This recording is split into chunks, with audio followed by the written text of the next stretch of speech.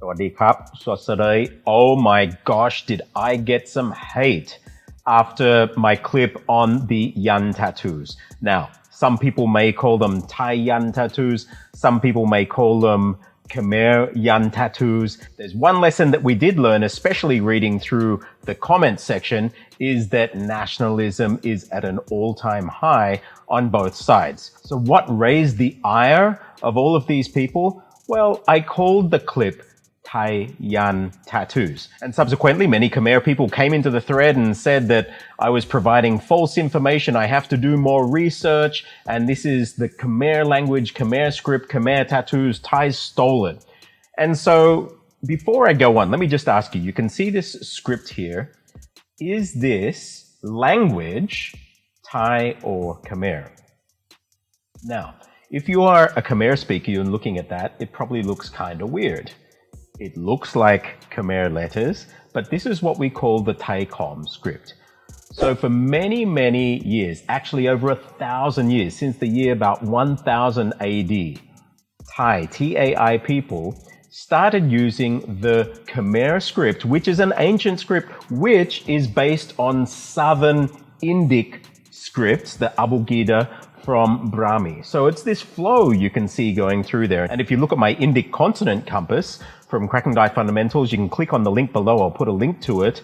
And if you've read in my Cracking Thai Fundamentals book and the whole course, it's all built on this Abugida that the Indians designed over 3,000 years ago. That's a map of the human mouth. And so just like in English, where we use the Latin script to write English, in Thailand, well, Siam and however the kingdom was throughout the centuries, because it morphed and changed and things happened, but the TAI language in this part of the world borrowed actually several scripts, but one of them was the Khmer script to write the Thai language. Well, whatever languages were spoken, because there were many different TAI languages spoken down, depending on where you're from.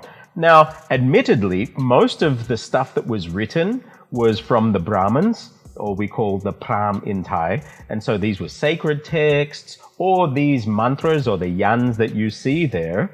And also the Thai language was written.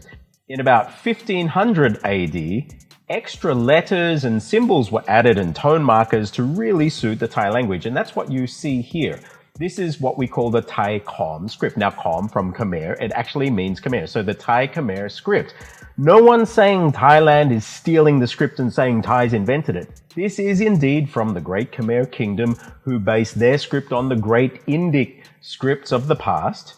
And it has been adapted. Just like in English, we have adapted the Latin script to suit the English language. And so let me ask you a question.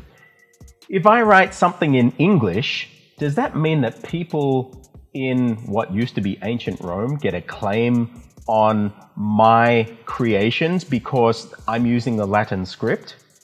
This is similar logic to somebody seeing something written in the Khom script, even though it was written in Thai, written in Thailand, or even it was written in Pali, say a Yan, one of these mandalas, that was written in Thailand, that was designed by perhaps Thai monks at the time, but they were using the Khom script.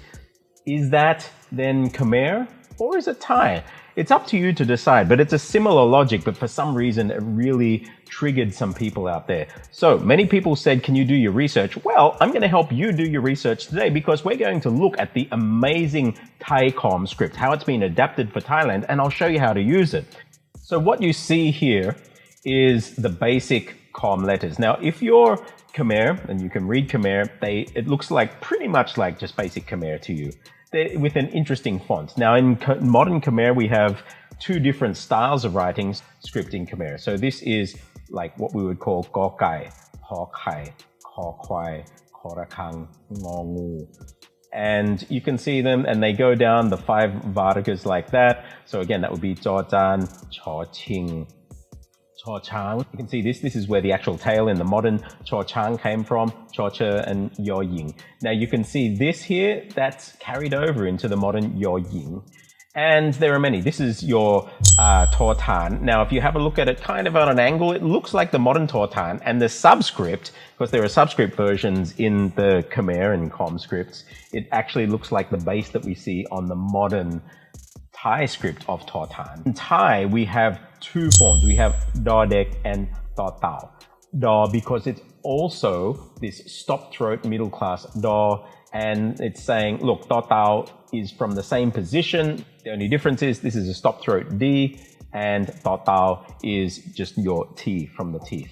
Now, you notice there are a couple missing here. I'll show you in a minute how we get around those in the Thai Khom script. And so this is the standard Khmer Mul. And you can see that it looks pretty much the same. It's just kind of a different font. Now, there are some tweaks there. So now I'm putting them side by side. You can see it's pretty much a difference in font with some of these. You can see some are more stylized than others, but I can't see a lot of differences between these. This one, maybe you'll often see in the Thai Khom, you'll see these lines overrunning there, and you can see these and these ones here. Often, this line is what's going to come up and link onto the R vowel or whatever vowel is going over there. I'll show you in a moment how it goes. I mentioned in modern Khmer, they actually have another form of writing. So this is the Jering script, and this is what you'd probably see in normal text in books, not on titles.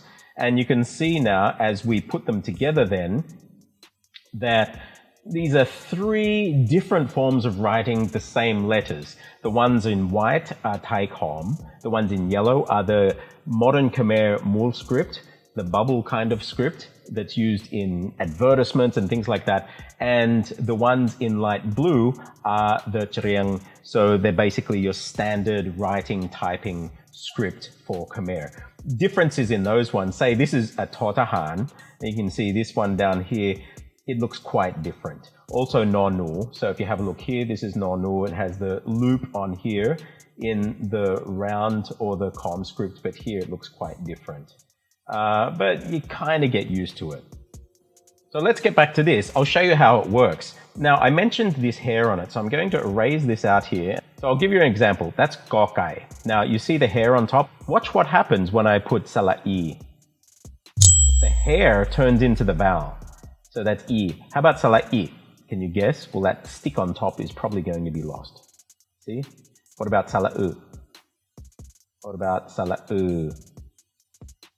Okay, so that's the first thing. That hair, the sok on top, actually plays a function. For any vowels that come above, it will be put there. Now watch what happens. I mentioned that it will also join onto the vowel there. Watch if I put sala'a. Can you see that? The hair joined on there. And you'll see the same thing happen if I put a yoying here. I don't want to change the font size. So there's a yoying. And if I put a sala'a here, and you'll see often when I've seen monks writing this, this actually comes up and joins in onto the font there. And you can see that's joined in from the top there.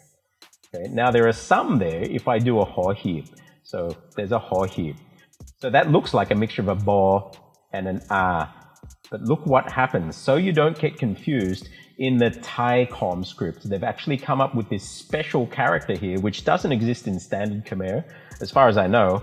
And that represents the ba sound. Just so people don't get this confused with a ba and an a, they said, look, we're going to do this. That same thing actually happens in Burmese. So this is a Burmese ba. You can see it's still that cup shape. And if I put the R vowel there, it looks very similar to the H. That would be hohib. And so the way they get around that is they say, if we're going to put it on there, we're just going to do the I like that, so we change it. So that's how they don't confuse those two, the ha and ba in Burmese. This is how they do it in the Thai Khom script. Okay. Now, one thing that's very different about the modern Thai script and the Khom script is we have these sunken letters. So for example, if I say this is a gokai, we also have a subscript version. Now, you'll see this dot here. It's on the B key on a Thai keyboard. So if I put that dot, it actually means you want to, it's the Virama script, you want to cluster your consonants. And so if I put another gokai in now, it goes below it and it loses the hair. But I could do anything. If I wanted to put, say, there's a Totahan, that's what it looks like normally. But if I do the subscript version, that's what it looks like. So that's when we write things like Namo Puttaya. The put would be like that. And then the ta, now Namo Puttaya, we have a Totahan. and then we have a totong. So what I'm going to do is hit this B key and then hit a totong, and you can see it go down there, and then a sala. So that's putta and then yoyak. So puttaya. That's why you have that little bit underneath. That little bumpy bit here is the subscript version of totong. The normal version, if I wrote them out without the subscript version, it would look like this. Putta. Yeah, but here we want to put them underneath each other.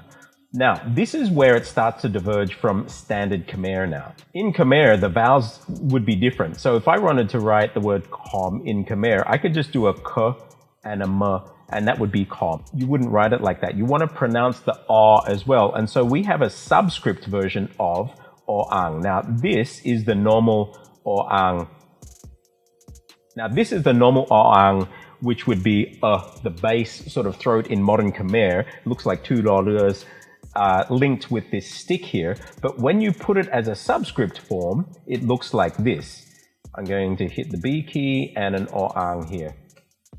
It's like this that goes down in a little loop, and it almost looks like an o-ang. So if I want to write the word khom in Thai, this is it. Khom, and that's a moma. So that is khom.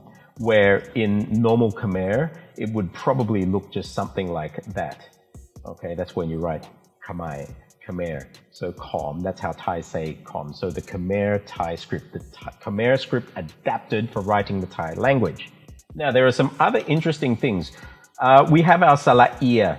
So if I wanted to write the word sia, I have my saw. Normally in Thai, it would look something like that, right?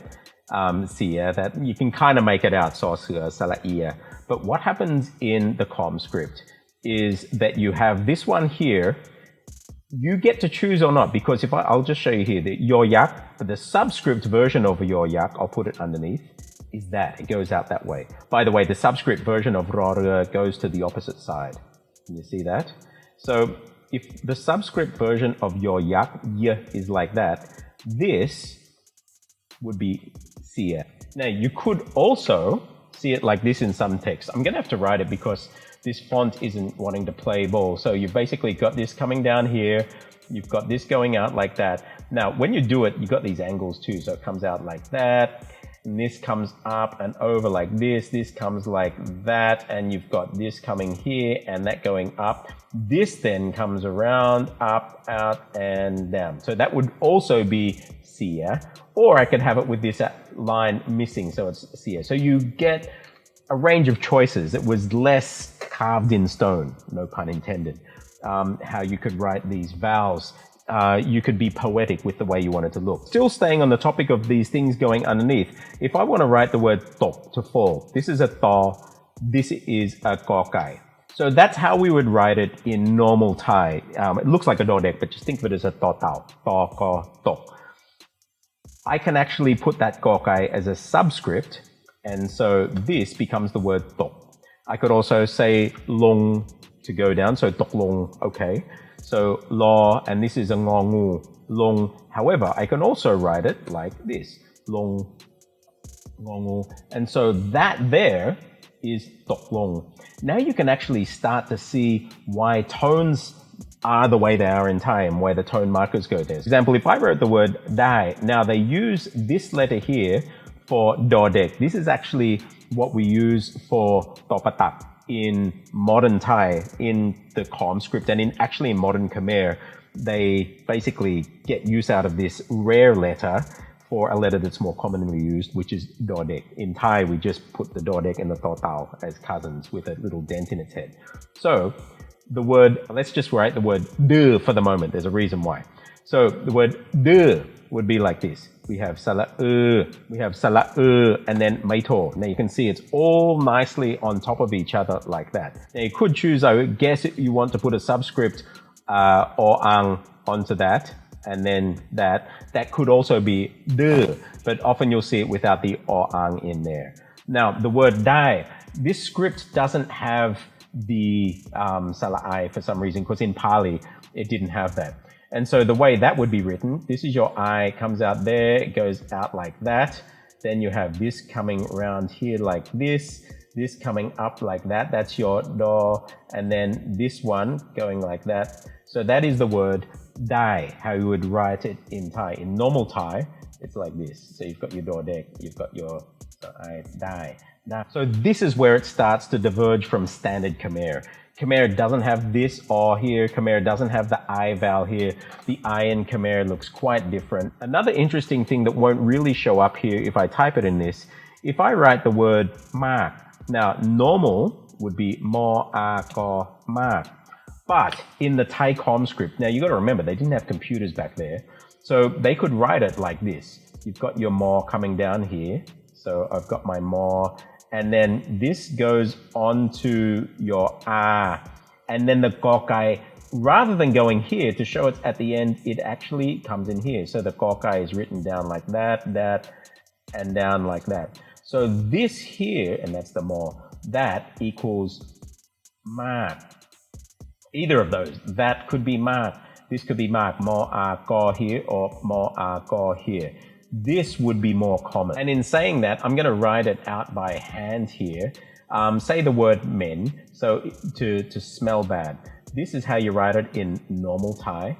And you can see that this ho hip, it's masking that. So if I were to write it the way it would be written in Khom, you need these stacked up here. Men. Okay, and then this shortener there. So this would probably be missing the shortener, men. So it would end up looking like this with the ho, mo, and the no there. So all that's left to do that then is actually do it. So here you've got this air sitting there on this side, and then we have our ho coming up there like that. And this comes out there like that. Now this is the subscript version of m.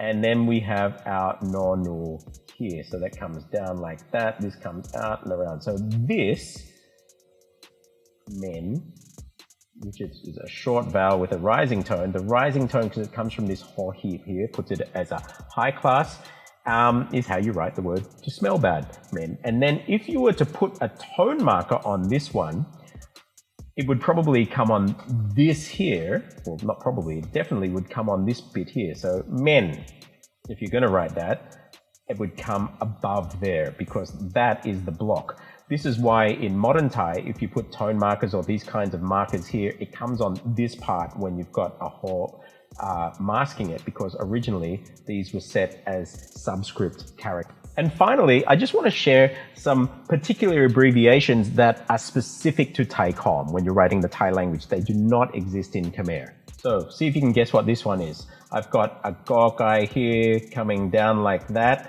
and I've got my here, the hair coming out, and I've got sala'a there. And then below it, I've got this coming down, and I also have this up here. Now, any Khmer speaker looking at that think, what the heck is that? Well, this, remember, is a t. And there was flexibility. So this actually comes from gra tam.